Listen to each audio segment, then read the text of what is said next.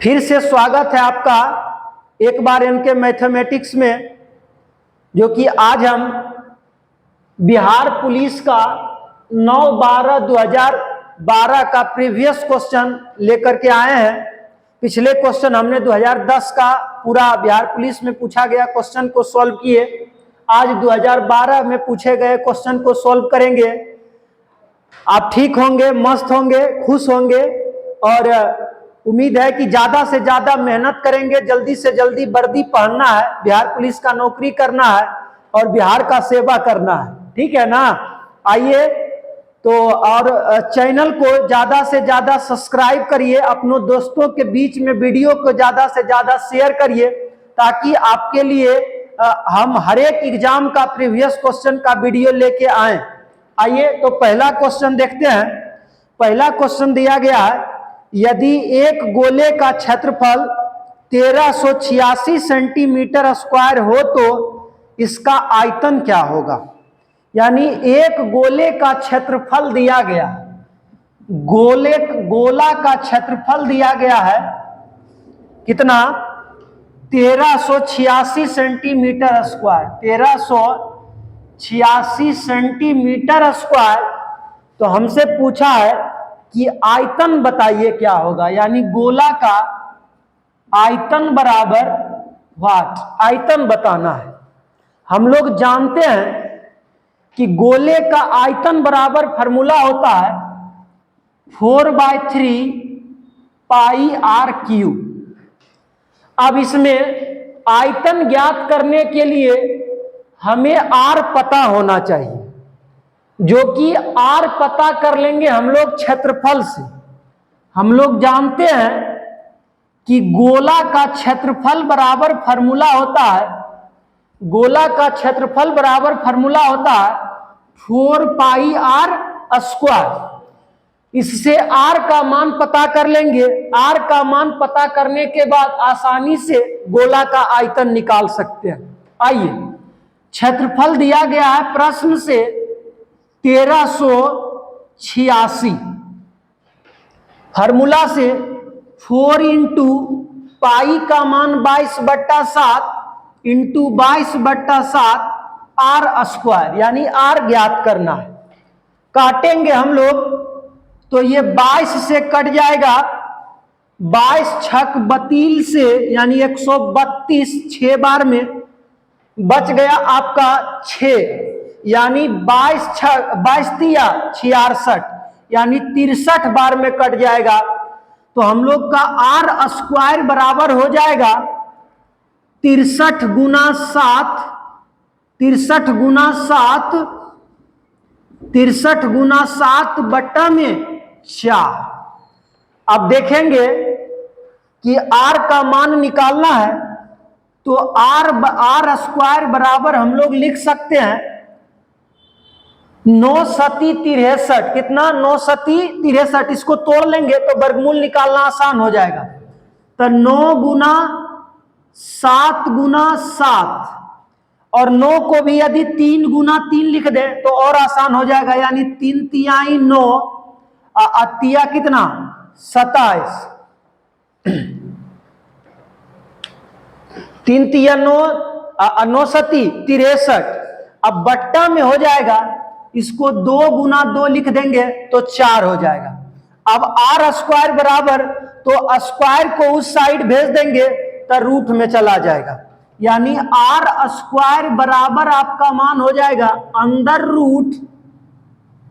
Root, यानी are square बराबर मान हो जाएगा अंदर रूट 3 गुना 3 गुना 7 गुना 7। अब बट्टा में 2 गुना 2, बट्टा में कितना 2 गुना 2। अब जब वर्गमूल से बाहर आएगा तो वर्गमूल से बाहर आने के बाद आर का मान हो जाएगा, यानी आर बराबर मान हो जाएगा, ये जोड़ा लगाएंगे, वर्गमूल का मतलब होता है जोड़ा लगना, तो इसका हो जाएगा 3 बाहर आ जाएगा, और इससे 7 जोड़ा में से एक 7 बाहर आ जाएगा, और 2 जोड़ा में से एक जोड़ा 2 बाहर आ जाएंगे। यानी आर का मान हो जाएगा 21/2 सेंटीमीटर। यानी आर का मान हमें पता हो गया 21/2 2 सेंटीमीटर। अब इसका आयतन खूब आराम से हम लोग निकाल सकते हैं, आसानी से निकाल सकते हैं। आयतन यानी वॉल्यूम बराबर फॉर्मूला होता है 4/3 पाई आर क्यू। अब रख देंगे मान 4/3, पाई का मान 22/7, 22/7 और आर क्यू कहने का मतलब हुआ कि 21/2 गुना 21/2 गुना 21/2, यानी 3 बार आर को गुना कर देंगे, यानी 21/2 21/2 3 बार गुना करेंगे। अब काटेंगे, काटने के बाद मान देखेंगे, ये कट जाएगा 2 दूना 4, 2 से 2 कैंसिल, ये कट जाएगा आपका 11 दूना 22, ये 7 से कट जाएगा 7 21, 3 से 3 कैंसिल, यानी आपका मान आ गया 11 गुना 21 करेंगे तो 441 हो जाए। तो 11 गुना 441 को जब गुना करेंगे तो बाय ऑप्शन भी हम लोग इसका आंसर देख सकते हैं, गुना करने का जरूरत नहीं है। आप लोग को बताए थे कि बाय ऑप्शन भी टाइम सेविंग के लिए बाय ऑप्शन चेक कर सकते हैं। यहां भी इकाई अंक 1, यहां भी इकाई अंक 1, तो दोनों को इकाई अंक 1 से गुना करेंगे तो 1 गुना 1 यानी 1 आएगा। तो जिस ऑप्शन में लास्ट में इकाई अंक 1 होगा वही इसका आंसर होगा, यानी गुना करने से हम लोग बच जाएंगे। तो इसका ऑप्शन नंबर गुना में 1 है, लास्ट में इकाई अंक जो इसका है 4851 सेंटीमीटर, यानी 11 गुना 441 करेंगे तो इसका आंसर हो जाएगा 4851 सेंटीमीटर। इस प्रकार पहला क्वेश्चन था, काफी लंबा क्वेश्चन था, जिससे कि हम लोग को क्षेत्रफल से आयतन निकालने बोल रहा था। तो पहले क्षेत्रफल से आयतन निकालने के लिए आर ज्ञात करना जरूरी था, जिससे कि हमने क्षेत्रफल से आर का मान निकाल लिया। आर का मान निकला 21/2, उससे फिर हमने वॉल्यूम निकाल लिया, तब वॉल्यूम आपका हो गया 4851 सेंटीमीटर क्यू, ये आपका आयतन निकल गया। आइए अब अगले क्वेश्चन देखते हैं, काफी अच्छा क्वेश्चन था। अगला काफी आसान क्वेश्चन पूछा गया है, परिमेय और अपरिमेय से पूछा गया है।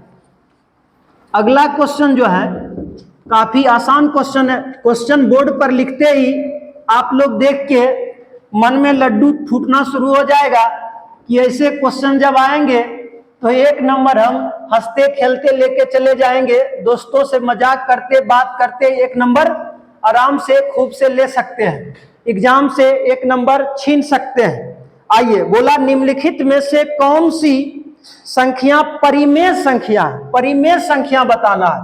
ऑप्शन नंबर ए में दिया गया है 2/√3, ऑप्शन नंबर बी में दिया गया है √3/4, ऑप्शन नंबर सी में दिया गया है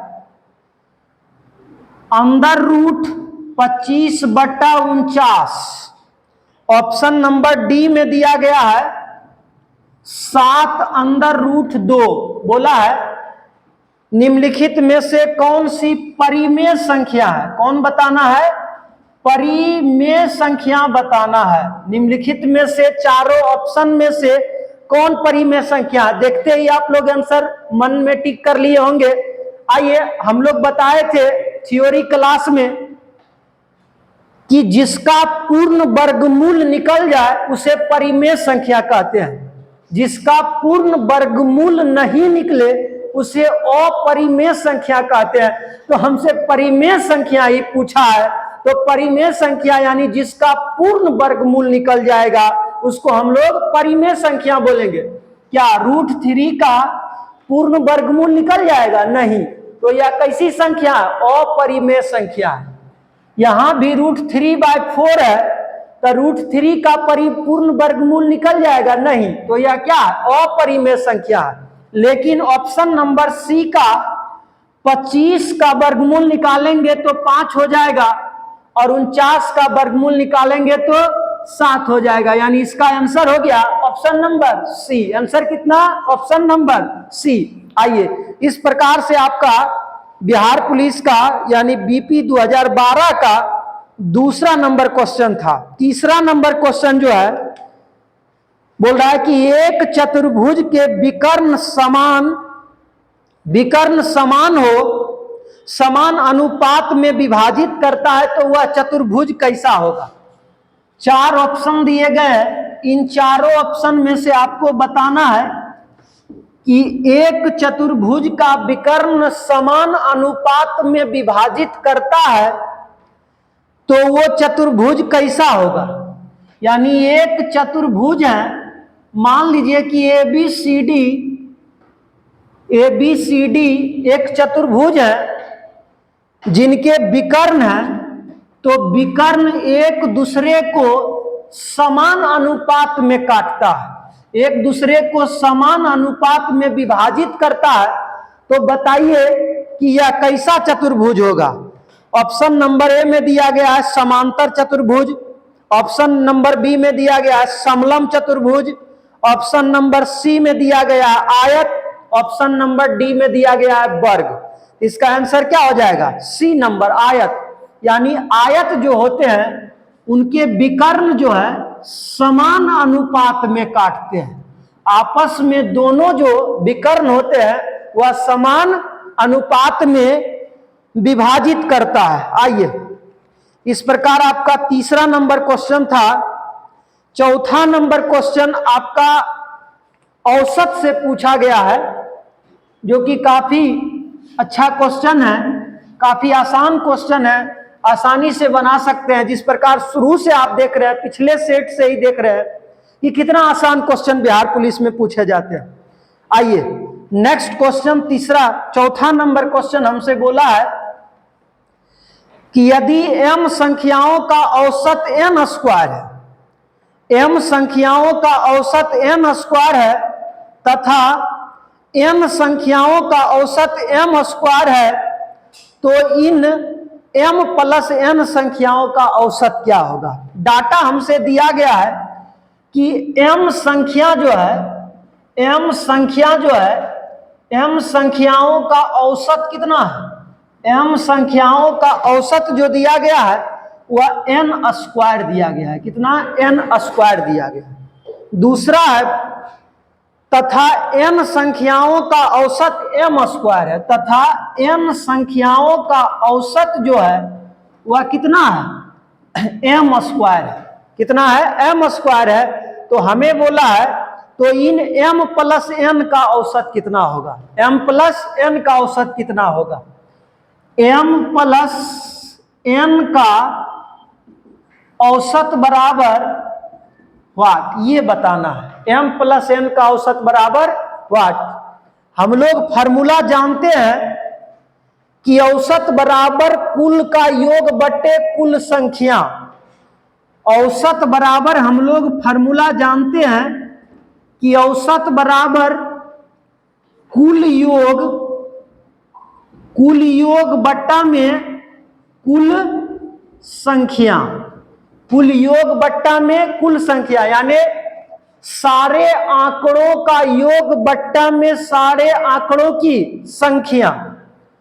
तो कुल योग निकालेंगे तो m संख्याओं का औसत n स्क्वायर है, तो m गुना n स्क्वायर प्लस योग यानी कुल का योग प्लस दूसरा नंबर में दिया गया है कि n संख्याओं का औसत m स्क्वायर, तो इसका मान टोटल हो जाएगा कितना, n गुना m स्क्वायर। अब बट्टा में कुल संख्या, तो एक संख्या m एक संख्या n, तो कुल संख्या कितना दिया गया, m प्लस n, इसका मान। चलिए अब देखते हैं इसमें यदि हम लोग इसमें m स्क्वायर, इसमें n स्क्वायर, इसमें n, तो इसमें यदि हम लोग m और n को कॉमन ले लेते हैं, तो m और n कॉमन ले लिए तो इससे यदि m n निकला तो एक n बच गया। कितना बच गया, एक n बच गया। प्लस इससे यदि हम लोग एक n निकाले और इससे एक m निकाले तो यहां बच गया m। अब बट्टा में बट्टा में आपका हो गया m प्लस n। अब m प्लस n और n प्लस m दोनों कैंसिल हो गया, बच गया आपका m और n, यानी आंसर इसका कितना हो गया m इंटू n। ये औसत निकल गया। हमसे क्वेश्चन पूछा था, काफी आसान क्वेश्चन था कि m संख्याओं का औसत n स्क्वायर है, n संख्याओं का औसत m स्क्वायर है, तो m प्लस n का औसत बराबर व्हाट। तो औसत बराबर फॉर्मूला जानते हैं कि कुल का योग बट्टे कुल संख्या। तो कुल का योग निकालेंगे तो m into n square plus m into m square बट्टा में m प्लस n हो जाएगा। अब इसमें mn कॉमन ले लिए तो यहाँ n प्लस m बचा, बट्टा में m प्लस n, तो कैंसिल हो गया दोनों, बराबर कितना हो गया m इंटू n। अब औसत की विशेष जानकारी के लिए आप लोग फाउंडेशन बैच ज्वाइन करिए और औसत की विशेष जानकारी प्राप्त करिए। अभी सेट चल रहा है तो सेट की तरह सेट चलेगा। हम फाउंडेशन बैच में काफी डिटेल करते हैं, काफी डिटेल से औसत पढ़ाया जाता है। आइए नेक्स्ट क्वेश्चन देखते हैं। आप इस प्रकार से मेहनत करिए और जल्दी से जल्दी जॉब लीजिए और जॉब लेने के बाद मिलिए, मिठाई खिलाइए। आइए अगला क्वेश्चन देखते हैं आपका। आपके साथ आपके लिए हम भी आपके साथ साथ जितना आप मेहनत कर रहे हैं उसके मेहनत को बढ़ाने के लिए और हम आपको सहयोग करेंगे कि आप जल्दी से जल्दी सेलेक्ट हो जाइए और आपका मेहनत करने का ताकत बढ़ जाए। आइए नेक्स्ट क्वेश्चन हमको बोलता है, 5 नंबर क्वेश्चन आपका है 30,000 रुपया का 7% वार्षिक ब्याज की दर से किसी समय अंतराल के लिए चक्रवृद्धि ब्याज 4347 रुपया है, तो समय का अंतराल ज्ञात करिए। बोला कि 30,000 रुपया 7% वार्षिक ब्याज की दर से किसी समय अंतराल के लिए लगाया गया, तो चक्रवृद्धि ब्याज 4347 रुपया है, तो समय का अंतराल बताइए क्या होगा। अब जरा बताइए कि इसका ब्याज जो हो जाता है वह 4347 रुपया हो जाता है। समय पता नहीं है, समय ज्ञात करना है कि कितना समय में हो जाता है।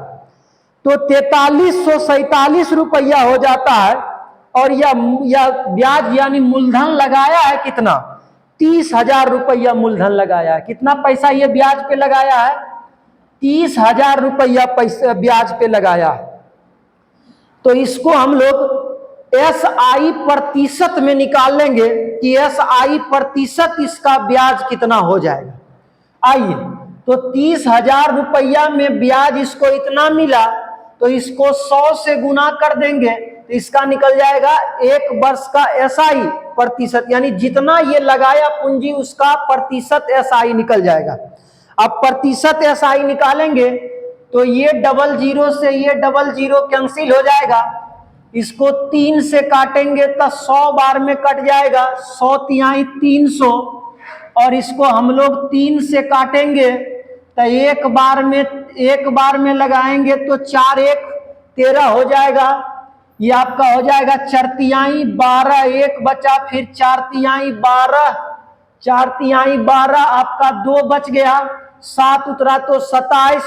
अब 3 से भागा देंगे तो 9 तिरिक 27, यानी आपका मान कट के आ गया कितना, आपका मान आ गया 1449 बट्टा में 100। अब 100 को काटने के लिए दशमलव बैठा देंगे 2 अंक के बाद, यानी यहाँ भी 0 से 0, कहानी खत्म। यानी आपका SI प्रतिशत SI जो निकल गया वो निकल गया 14.49%। कितना निकल गया, 14.49%। ये क्वेश्चन के डाटा से निकला ब्याज प्रतिशत। अब हम निकालेंगे कि ये रेट दिया गया था 7%, रेट दिया गया था 7%, रेट बराबर कितना 7%। तो 7% को यदि 2 वर्ष के लिए लगातार लगाते हैं तो यदि इसके ब्याज प्रतिशत के बराबर हो जाएगा तो तो आंसर इसका कितना हो जाएगा 2 वर्ष। अब 2 वर्ष चक्रवृद्धि ब्याज में तो लगातार पैसा बढ़ता यानी लगातार घटना घट रहा है, तो लगातार घटना घटने के लिए हम लोग ए बी फार्मूला का यूज करते हैं, यानी ए बी फार्मूला बराबर हो गया, ए बी फार्मूला बराबर हो गया 2 वर्ष, यानी 2 लगातार घटना घटने में ए बी फार्मूला का यूज करेंगे। 2 लगातार घटना घटने में कौन फार्मूला का यूज करते हैं, ए बी फार्मूला का यूज करते हैं। अब ए बी फार्मूला की जानकारी के लिए आप फाउंडेशन बैच पढ़िए, तो ए बी फार्मूला विशेष जानकारी से आपको परिचित करवाया जाएगा। ए बी फार्मूला हो गया ए प्लस बी प्लस इंटू ए इंटू बी बट्टा में 100। आइए तो दोनों साल 7% से यानी 2 वर्ष के लिए ले रहे हैं, 2 लगातार घटना कराने के लिए ले रहे हैं, तो ये आपका हो गया 7 प्लस 7 इंटू 7 बट्टा में 100। अब इसका मान निकालेंगे तो इसका मान हो जाएगा 7 7 14, कितना हो गया 7 7 14 प्लस 7 7 49, कितना 7 7 49 बट्टा में 100। अब ऐसा भिन्न का जोड़ बताए थे कि जब इस भिन्न के जोड़ में रहे तो पूर्णांक के मान को सीधा बैठा दीजिए, यानी इसका मान हो जाएगा 14 49 बट्टा में 100। यहाँ 1 अंक के बाद दशमलव, 2 अंक के बाद दशमलव देंगे, यहाँ भी 2 अंक के बाद दशमलव देंगे, तो 0 से 0 का कहानी खत्म, यानी यहाँ पे हो गया 14.49%। अब ये ब्याज के बराबर ये ब्याज हो गया, तो घटना कितना वर्ष के लिए करवाए थे, 2 वर्ष के लिए घटना करवाए थे, क्योंकि 2 लगातार घटना घटने में काम हो रहा था।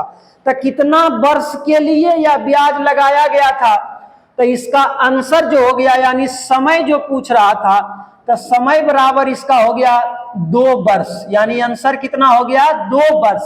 2 लगातार घटना घटवा रहे थे, तो इसका समय कितना हो गया 2 वर्ष, यानी डाटा से निकाले इसका ब्याज प्रतिशत, तो 14.49% निकला, और रेट से निकाले ब्याज प्रतिशत तो 14.49% निकला। कितने घटना घटवाने के बाद, 2 लगातार घटना घटवाने के बाद, यानी 2 साल ही काम हुआ होगा, 2 बार काम हुआ होगा, तो आंसर कितना हो गया 2 वर्ष। इन आंसर कितना हो गया 2 वर्ष। आइए इसी तरह बंद करिए।